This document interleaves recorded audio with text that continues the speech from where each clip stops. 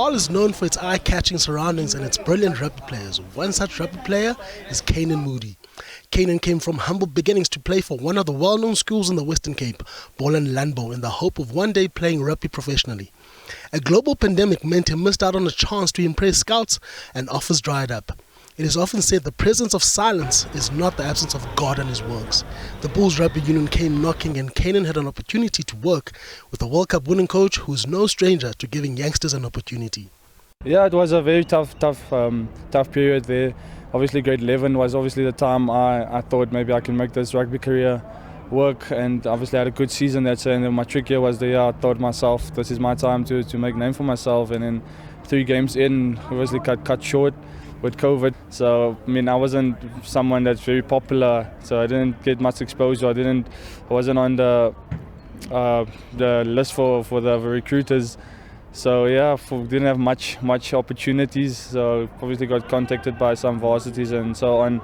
But yeah, I think when I got the call from the Blue Bulls, it was a no-brainer to come here, and obviously opportunity to take my rugby career further and take this opportunity to keep the dream alive. Moodie credits the calming influence of Lana Mapua and the work ethic of senior players like Cornel Hendricks in helping him adapt to playing professional rugby at such a young age.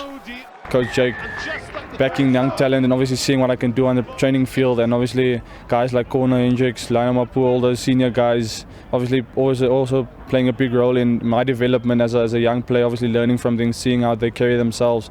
And obviously it's a lot of pressure as well, you know, as a youngster coming in to the side, and you know, you want to prove yourself every time with the guys like I mentioned, Cornel, them obviously pushing hard, and they're also running now around like 19-year-olds, so they obviously make your job much harder, but that just brings the best out of each and every guy here.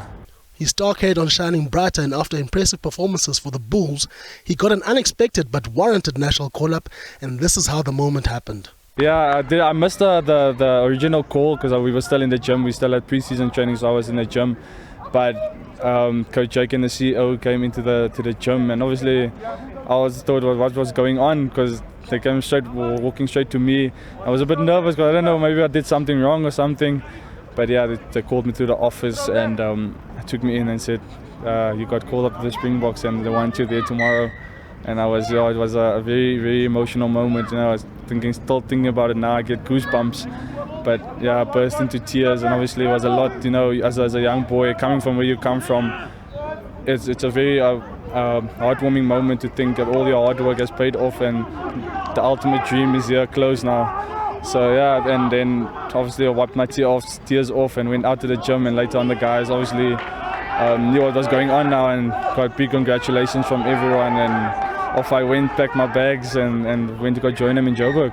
For those who don't know what it is like to play for the Springboks, let's now hear from Canan on what it's like to play for the world champions and what sort of reception he received from the best team in the world. And obviously there's lots of guys that has lots of experience and played many test caps. Obviously them giving me advice and obviously telling me to stay calm. You know, it's a whole different atmosphere when 50,000 people are in a stand and screaming and shouting. You can't hear anything. And obviously that's a lot of pressure, and you know, you're not playing just only for yourself, so you're playing for the whole country back home. And I think that's put me in a good position to go out and do what I have to do. And obviously those guys talking to me and saying, now you're here for a reason, and the coaches trust you that you will do the job, so that made it easy for me just to go out there and go do what I have to go do. For those of you who might not have a professional rugby contract tucked away somewhere, here are some words of inspiration from a capped Springbok. Hard work beats talent when talent doesn't work hard enough.